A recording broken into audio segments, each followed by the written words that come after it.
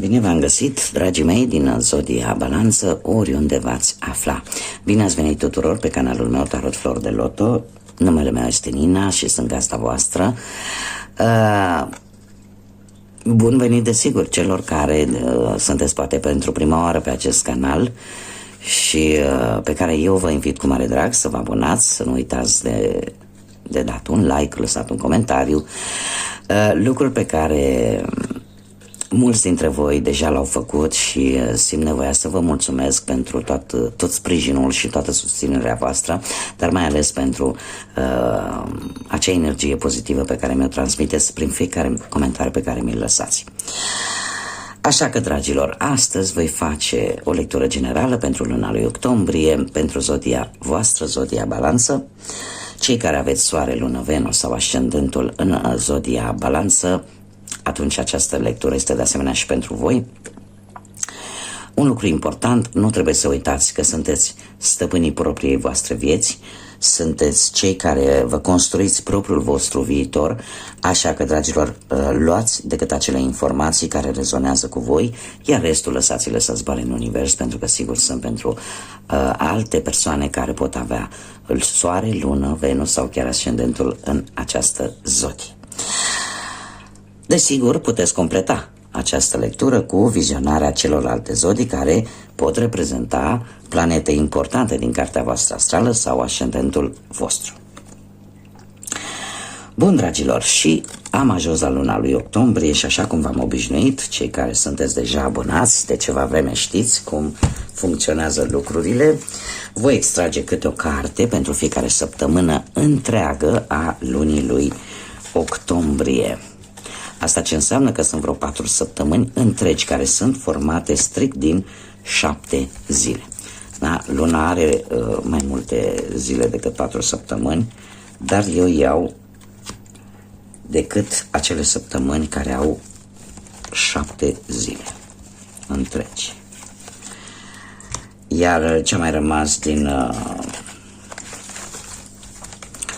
luna lui octombrie, cred că 4 sau 5 zile, se poate prelungi cu ultima carte din a 4-a săptămână. Bun. Haideți să vedem, dragilor, ce vine pentru voi. Și avem prima săptămână, avem flautul.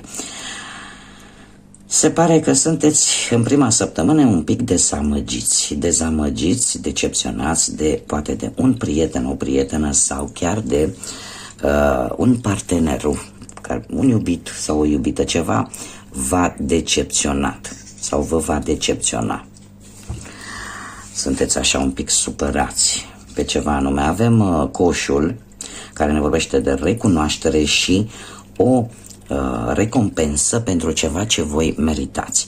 Poate să vină sub forma de bănuți în a doua săptămână din octombrie sau pur și simplu dacă așteptați un document, dacă așteptați o rezolvare a unei situații, se pare că nu va întârzia să apară și va fi ceva care să vă, aș zice eu, să vă bucure. Da, și cum să nu, în a 3-a săptămână avem o victorie. Dar o victorie care, ce să vezi, nu-mi spune în ce anume. Va fi așa ca o surpriză, veți avea o surpriză plăcută, o victorie plăcută, vis-a-vis probabil de o situație, de o relație, de orice, din orice aspect al vieții.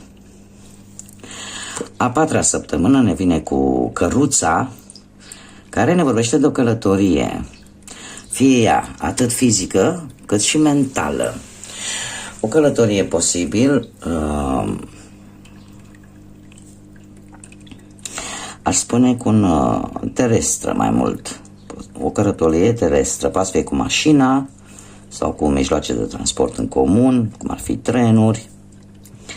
Dar dacă nu este o călătorie, va fi o călătorie mentală. Va fi ca și cum te întoarce din punct de vedere mental, îți dorești să faci ceva în mod deosebit și îți va sta căpușorul numai la acest lucru. Poate vei avea o perioadă în care vei face așa o introspecție vis-a-vis de propria ta viață și de cum a decurs ea, căutând poate o soluție la anumite probleme și atunci stai și te gândești, măi, eu când am pățit acest lucru, uite ce ar trebui să fac, da? O călătorie mentală. Sau poate sunteți chiar unii dintre voi îndrăgostiți, mai parcă s-a întors o carte aici. Da. Haideți să vedem ce ne spune acest oracol al trandafirului mistic. Și avem prima carte care este Alergătorul. Dragilor dragi, aveți așa o teamă de intimitate și vă vine să cam fugiți, vă vine să dați bir cu fugiții. Avem moartea, avem imaginea și deja aici sunt prea multe. Haideți să mai scoatem. Ce trebuie să vă spun, ales pentru cei care sunteți interesați mai mult de... Haideți să lăsăm, că s-au întors toate trei. Dragilor, pe partea asta amoroasă, cum am mai spus, posibil să aveți o teamă de intimitate datorită unei relații care probabil ori se va sfârși, ori recent s-a sfârșit și unde voi nu mai vreți să dați o a doua șansă. Și de aici probabil și această teamă de, nu știu, de a vă veni pur și simplu să fugiți, să lăsați totul în urmă, să fugiți. Vă mai ia cât un pic de nostalgie atunci când priviți anumite fotografii. Eu pot să vă spun că există cineva care vă simte lipsa și are foarte mari resentimente. Posibil să fie trecut printr-o relație karmică. Asta ce înseamnă o relație karmică? O relație karmică între două persoane este aceea în care voi, da, pentru că e vorba de voi acum, învățați ceva. Acea persoană va rămâne în viața voastră sau a rămas în viața voastră atâta timp cât voi trebuie să învățați o lecție, indiferent cât de dureros vă sună acest lucru. Nu am cum să nu vi-l spun, pentru că de multe ori se înțelege total greșit între suflete karmice și relații karmice sau suflete pereche. O relație karmică e acea relație care te învață ceva cumva pe partea asta posibil mai grea.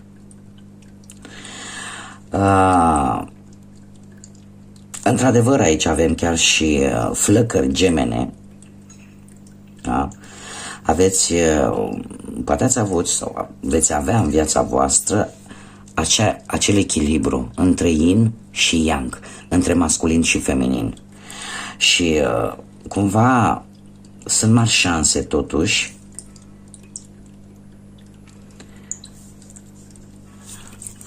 voi o să vă faceți așa că parcă nu vedeți, dar va apărea o flacără geamăna voastră care să vă aducă un echilibru, chiar dacă eu aș spune că ori voi, ori cealaltă persoană cu care ați avut o relație karmică încă se uită la fotografii și vă simte lipsa, are acea nostalgie. Dar cu toate acestea, orică sunteți voi, orică e cealaltă persoană, vreți să vă faceți noi amintiri. Nu vreți să vă mai întoarceți înapoi. Nu vreți să vă mai întoarceți în locul de unde ați fugit și de situațiile de care ați fugit. Vreți să creșteți și să vă transformați. Da? Și chiar dacă această persoană poate va avea intenția de a reveni în viața voastră, nu-i veți da o a doua șansă. Pentru că cumva posibil să-ți fi dat seama că relația pe care ai avut-o cu respectiva persoană este una care poate n-a vrut, inconștient sau conștient. Pe tine te-a învățat o lecție importantă. Și în momentul în care îți dai seama de lecția pe care tu ai învățat-o, logic, nu? Că nu vrei să o mai repeți.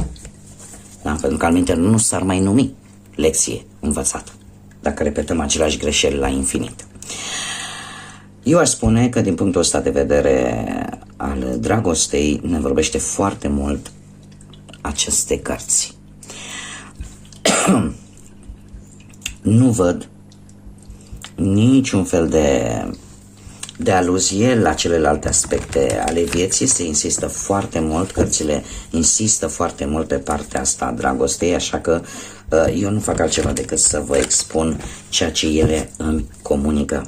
Haideți să vedem ce ne spune totuși tarotul, da? Unde aici putem aborda atât viața profesională cât și viața materială, da? Haideți să vedem ce mesaje, energii, sfaturi vin pentru dragii mei din Balanță în luna lui octombrie. Și avem o regină de cupe, avem un rege de spade, da, dragilor, un 7 de bâte și aliatul vostru pentru această lună este un paj de bâte. Haideți să vedem situația actuală. Situația actuală cu această regină de cupe, se pare că sunteți într-un moment în care aveți o intuiție foarte bună, știți ce să spuneți,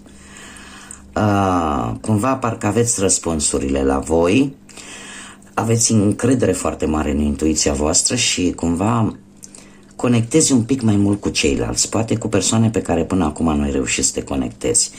În același timp trebuie să vă spun, dragilor, că aveți o atracție magnetică.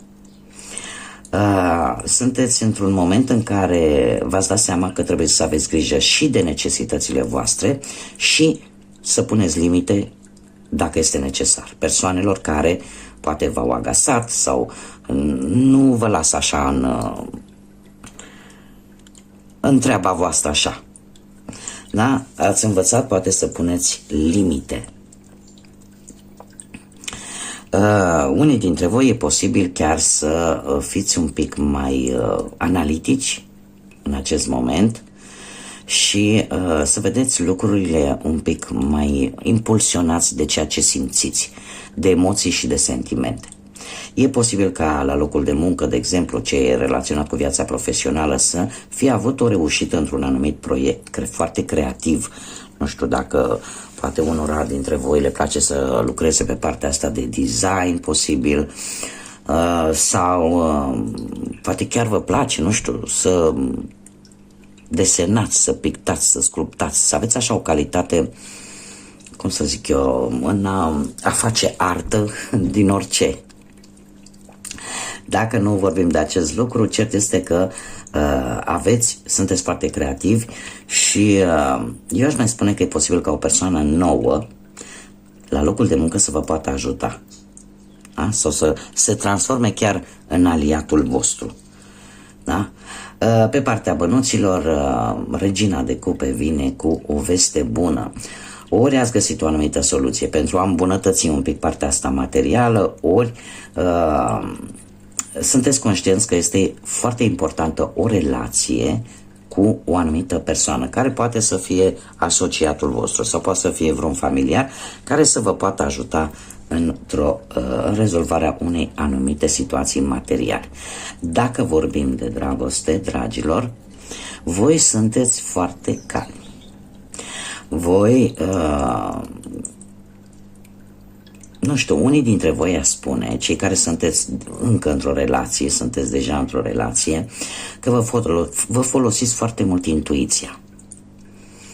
Vă folosiți foarte mult intuiția pentru a rezolva o anumită problemă posibil în relație, în pereche, da? Și cred eu că sunteți un pic mai calmi. Mai calmi, mai echilibrați, mai... a zice și un pic compasivi, empatici. Iar cei care sunteți singurei, cumva ați luat decizia să ieșiți, să socializați, da? Și să fiți voi înși vă.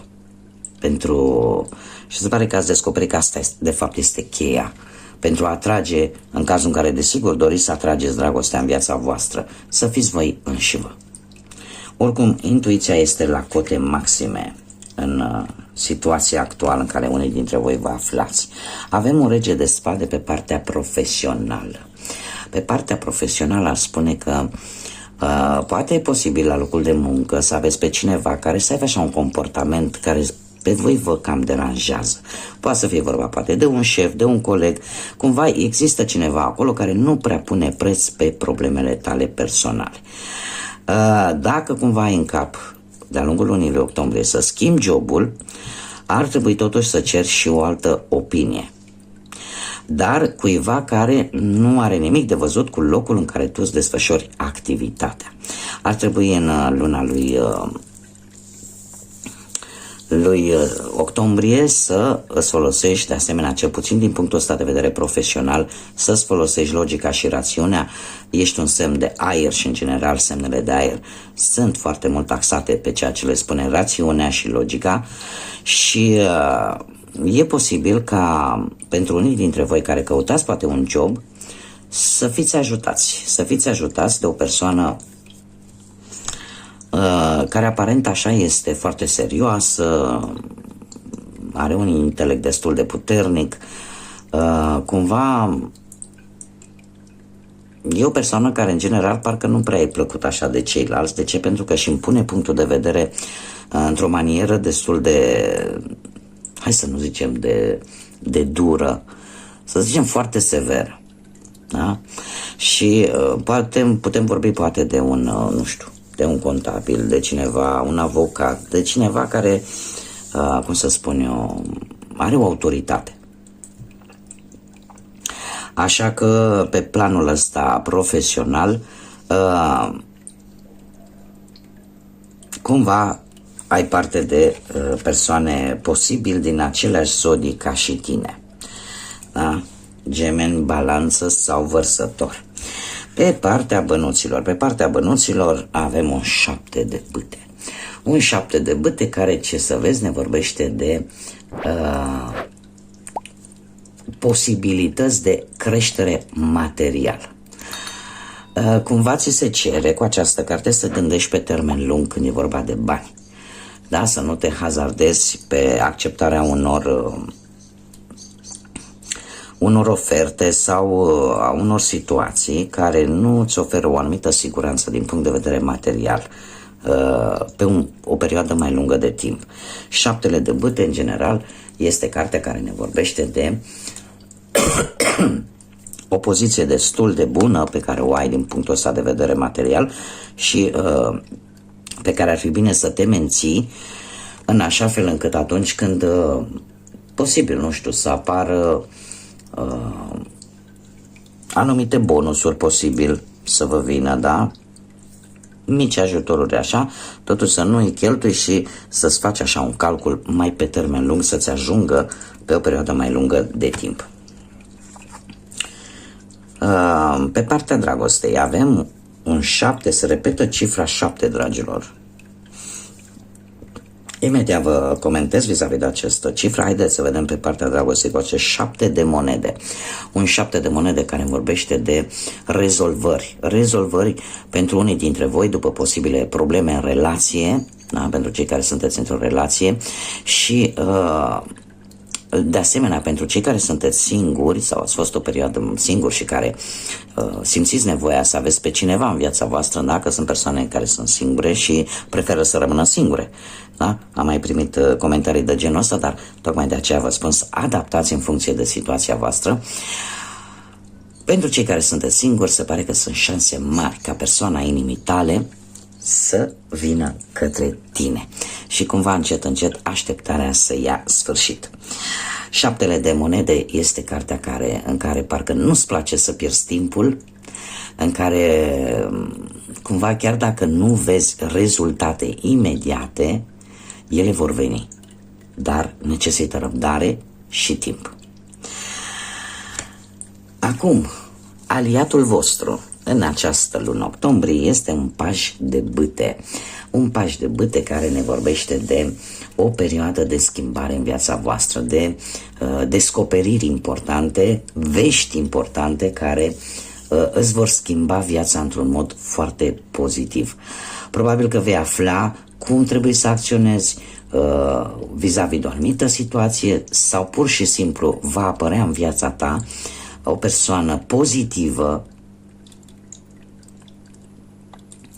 Și eu spune că posibil să cunoști pe cineva care are bune intenții. Are foarte bune intenții și care, cum vedem bine aici cu această flacără geamănă, este cineva dintr-o zodie, posibil dintr-o zodie de foc, berbec, leu, săgetător. Și dacă tot am ajuns la zodii, trebuie să vă spun cu ce zodii vă puteți, ce zodii apar în această lectură, în așa fel încât să vă dați seama mai mult sau mai puțin despre cine poate fi vorba. Avem zodii de apă, rac, pești, scorpion, avem zodii de aer, la fel ca și voi, gemeni, balanță, vărsător, și zodii de... avem zodii de foc, așa cum am spus, cu acest paj de bute, berbec, leu, săgetător. Se repetă zodia leu, aici, mă scuzați, se repetă zodia leu, și cu acest 7 de monede avem și zodia taur. De asemenea, vreau să vă comentez vis-a-vis de repetiția acestui număr 7. Numărul 7 în general ne vorbește despre înțelepciune, ne vorbește despre introspecție și, cum bine am văzut, introspecția este acea călătorie pe care o faci în interiorul tău, tocmai pentru a te cunoaște tu pe tine mai bine și în felul ăsta să obții acea înțelepciune de care ai nevoie, să ai un caracter mult mai ferm, să evaluezi mult mai bine o anumită situație și să ai acea gândire profundă de care ne-a vorbit încă de la început această carte. Așa că, dragilor, în luna lui octombrie o să aveți un puternic simț de observație, dar în același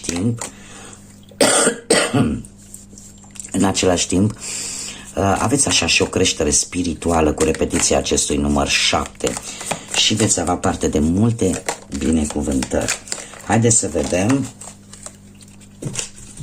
ce numere angelice importante pentru voi vin în această lună. Și avem numărul 0, foarte interesant, de fapt este începuturi și sfârșituri, totul sau nimic. Ne vorbește foarte mult de acea infinitate a Universului.